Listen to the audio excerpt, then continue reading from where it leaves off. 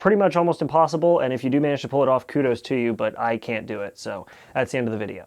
Hey guys, just hopping in at the end here. Thanks for watching through the whole video. I hope No, I'm kidding. Of course, if you guys read the title, you know that I'm talking about using an iPhone 3GS in 2019, at the tail end of 2019. So this is a 10-year-old phone, over 10 years old at this point, because this came out back in 2009. So yeah, let's talk about how it holds up all the way in 2019.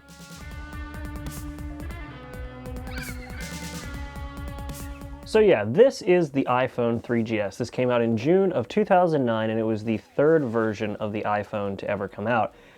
This is back when 3.5-inch displays were still completely reasonable and considered large. This is back when Apple had no fear of making their phones out of plastic. And this was also when the smartphone market was still fairly new, so 3G was the average type of connection. So we had the original iPhone, then a revision of it, which was the 3G, which was the iPhone with 3G, and the S variant, which is what this is, stood solely for speed. They improved the speed of the device and kept the 3G antenna and the same design, and yeah, that's about it. And I mean, back in the day, having video capabilities on this thing was really impressive. How quickly it actually opened apps back in the day, and I mean, even now, how it opens and manages apps were fine. It wasn't anything mind-blowing, but it definitely was impressive considering it's a 10-year-old phone that can still open most of the stuff that I was asking it to. And like the title said, using a 3GS in 2019 was kind of the goal of this video. So I spent a few days actually trying to use this phone. Now, I don't have an AT&T SIM card. I don't have any SIM card that's GSM based, which means that I couldn't actually use it for phone calls, which was unfortunate, but I was able to tether it to my, my main iPhone and actually have it use the Wi-Fi for things like iMessage, music, general use, and right there was where I ran into my first problem. I just tried to use this like a regular phone, and to give you an idea of my regular use case of a phone, I listen to music a lot, and I go on YouTube, I watch YouTube videos, and just general stuff everybody does on their phones. And this phone, this 10-year-old phone, as a surprise to no one, can run almost no apps out of the App Store anymore. I got Mac Tracker to work. That was it. I'm sure if I dug harder, I could probably find a few other apps that would work, but pretty much Mac Tracker was the only app I actually managed to install on this thing, and even then, it was an older version, so I think the newest iPhone that this version of Mac Tracker could get onto this phone was the iPhone 5. So that was kind of the first big hurdle. Now this iPhone did manage to get updates all the way up to iOS 6.1.6, which is what I'm currently running, and that meant that things like wallpaper functionality was available. Keep in mind, before this, your wallpaper was black. You could not get any wallpapers on the home screen. You could only get them on the lock screen. This added it to the home screen, which gave it a little more character, gave it a little more of a, personality per user. Of course, me being me, I just set the default wallpaper, which I do all the way up to this day. When it comes to things like the battery life, I've actually been using this phone not as hard as I would if it would actually function like a daily driver phone, but I have been consistently getting about a day's worth of use out of it. It's surprising, but the hardware in this phone is not that demanding. The battery is small, but the screen is not great. The processor is slow. The RAM, there's some RAM in there, and the storage and apps are, nothing's demanding on this phone, which is kind of the beauty of it. And I think partly why it ages so well. It's got a headphone jack, and unfortunately none of my modern Bluetooth headphones actually pair to this, AirPods included. So I had to use wired headphones for the first time in a while. I actually had to go dig them up and find them because I had no idea where any of my old headphones were. And it used a 30-pin charge port. I have not had to use one of those in a long time. Actually, since I got my iPhone 5, I don't remember the last time I used a 30-pin on a regular basis on any device. iPads, iPods, you name it. Everything I had was running off Lightning since my iPhone 5. And while we're on the topic of hardware, let's just talk about what is actually involved with this entire phone. So like I mentioned, around the bottom it does have a 30-pin port. It also has a microphone and a speaker jack right down at the bottom, and this particular model, in terms of storage, has 16 gigabytes of storage, which is fine. I mean, that's really what I had for my first iPhone, and for a couple iPhones up until 32 became cheaper, and then up to 64. Above that, we still have the home button, which, I mean, it's there. I'm so used to the swipe gestures, but there is something sort of nostalgic about having the home button on this thing, which is kind of nice. Directly above that is where we really see the biggest difference with this phone versus modern phones. You'd be hard-pressed to find any phone nowadays with a 3.5-inch display, but this was marketed as a 3.5-inch widescreen display, and it's pretty bad. It's 163 pixels per inch at 320 by 480. 320 by 480. I mean, this was acceptable back then, and really, from a usable distance, no, it's still not great. I actually remember seeing the first Retina display phone after this one, the iPhone 4, and just being blown away. And honestly, once you use anything with above like a 300 ppi resolution, a 300 ppi density on the display, it really just ruins the rest of this for you. And yeah, it's pretty much unusably small now. And above the display is something, again, that I was not able to use. This is the earpiece speaker, which, because I don't have a SIM card to use, I can't actually test how phone calls sound on this thing. But above the earpiece speaker is something not there that you're probably expecting because you're so used to most modern smartphones. There is no selfie camera on this phone. The first camera to be put on the front of this phone only came around with the iPhone 4. Previous to that, you had one rear-facing camera, which I'll get to in a minute. Moving over to the left side of the phone, we have the volume rocker, which is actually a rocker style, not two individual buttons, and probably one of the coolest things that Apple has kept on all their flagships up to this day, which is the actual dedicated mute switch, which I love that. The right side of the phone is completely blank, and that's actually not really a surprise because we don't have a lock button on the side, we have it on the top. And I guess, yeah, let's talk about what's on top. So along the top of the phone, we have, like I mentioned, the lock button, a headphone jack, and right in the middle, the full-sized SIM card reader. Yeah, that's right. This thing is a full-size SIM phone. There is no micro or nano SIM.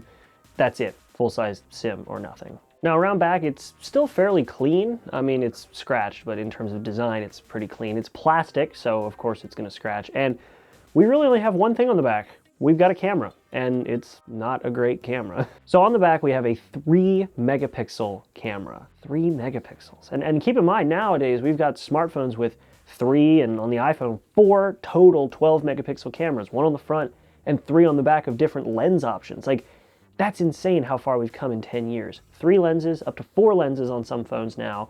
I know the new Xiaomi has 5 lenses, I believe, on the back. And, oh my God, it's one lens, not that great of a lens, not that great of a camera, but this was also the first iPhone to introduce video recording. So keep in mind, previously, the iPhone just had a basic 2-megapixel camera, and you had a shutter button and an app.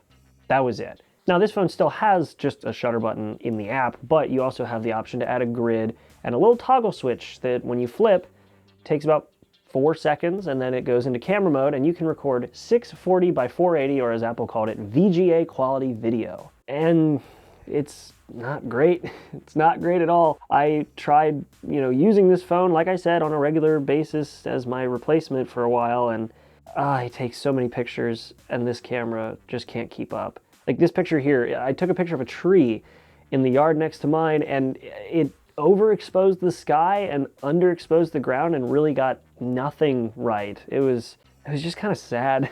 Video quality is also not good. There's no image stabilization. There's no proper wide dynamic range, which I don't expect, but the aperture on this thing was so low. I would have expected more things to be in focus, but it struggles. It overexposes a lot or underexposes. It can't get it right. So, man, for the distance we've come, the amount of technology that is being packed into these phones nowadays compared to this. Whew. And the microphone quality. This is the microphone quality. This is not a very well lit room. I have like one light source there, and this is probably not very good, but it's how the mic sounds. So we'll see how the mic sounds, I guess. It's still when Apple was recording mono, which they only recently stopped doing with the iPhone 10. So, but it's there, and this was still when the iPhone was a very not mature device. It was early on in its days when it was still one of the big, still one of the big, but one of the leaders, still technically the leader in the smartphone market. Like there was nothing else really competing with it.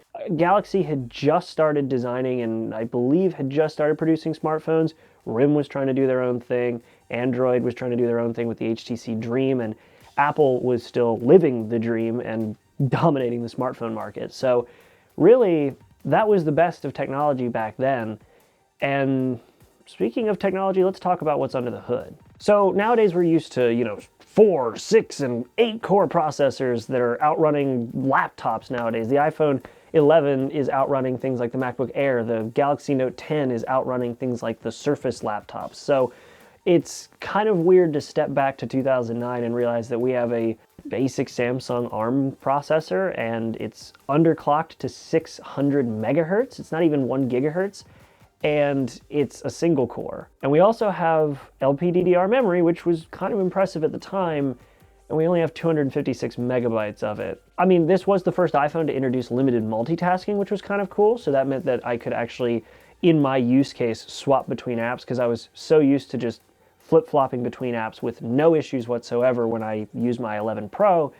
And having some way of switching between apps was kind of nice, but I mean, people complain about the iPhone 11 killing off apps way too aggressively with iOS 13. This thing kills off anything not necessary as soon as you leave it. Like, I've had settings and music stay open. Everything else just kind of shuts down in the background as soon as you go away from it. It's nuts. It almost made it unusable for that alone. There were other things that made it unusable, like the camera and the speed. So yeah, let's talk about the speed now. So when I actually went to use this on a daily basis, I was kind of hoping that it would give me a bit of a nostalgic look and I was gonna have a decent laugh, but it actually, it performed okay, apart from the fact that I've been spoiled by the speed of newer smartphones. I mean, I've actually, in all honesty, used budget Android phones that have performed worse than this thing.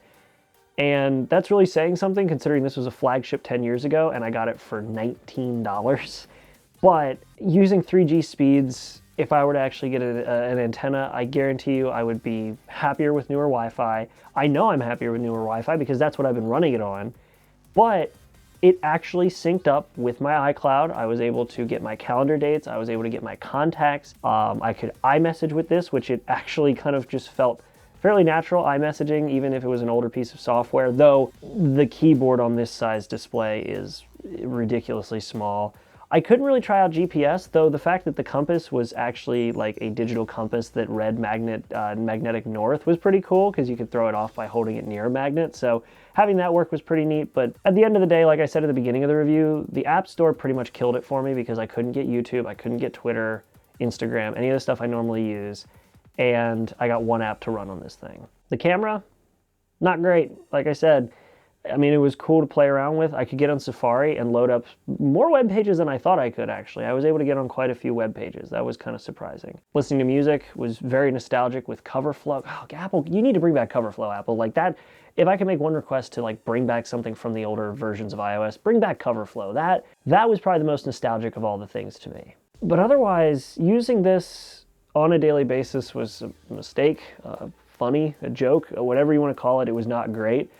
And at the end of the day, I'm happy to go back to my iPhone 11 because this is not a usable phone 10 years later. It's a perfect collector's piece, and it's fun that you can hop on and have some nostalgia and still use it to a limited degree like an older iPod, but don't try to use this as a modern phone. It's not, and while budget phones might perform worse than this thing while they're brand new, I also don't recommend using those. So my stance from the very beginning of this episode still stands. Nearly impossible. I wouldn't try it, but I enjoyed it either way. It was fun to go back to a phone that was actually before my first iPhone. My first iPhone was the 4.